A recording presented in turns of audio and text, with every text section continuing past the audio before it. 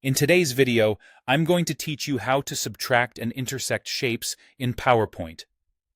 These two tools are perfect for creating custom icons, cutouts, and precise diagrams without leaving PowerPoint.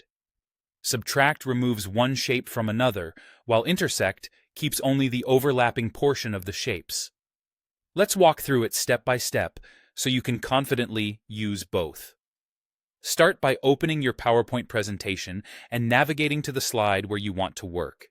It helps to zoom in a bit so you can place shapes more accurately. Next, go to the Insert tab, choose Shapes, and draw the shapes you want to combine. You can use circles, rectangles, triangles, anything you like. For cleaner results, hold the Shift key as you draw to keep proportions perfect, like making a true circle or a square. Give each shape a different fill color so you can clearly see where they overlap. If it's hard to judge the overlap, lower the fill transparency temporarily from the shape format options. Arrange the shapes so that the areas you want to subtract or keep intersect the way you intend. This is the most important part. For intersect, make sure the specific overlapping area is exactly the shape you want to keep, because everything else will disappear. For subtract, remember that PowerPoint subtracts the top shape from the one beneath it. That means the shape that sits on top will act like a cutter, and the shape below will be the one that gets cut. If the result isn't what you expect, check which shape is on top and adjust your arrangement before proceeding. When you're happy with the placement, select all the shapes you plan to combine.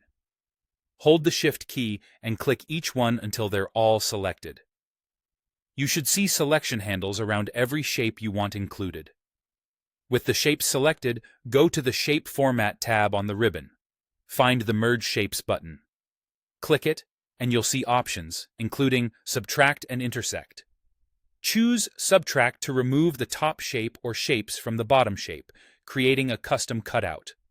Choose Intersect to keep only the overlapping area of all selected shapes. After merging, the result becomes a single shape that you can format like any other. Change the fill, outline, or add effects. If you don't get the outcome you expected, press Undo and try again with a different arrangement or selection order. That's all there is to it.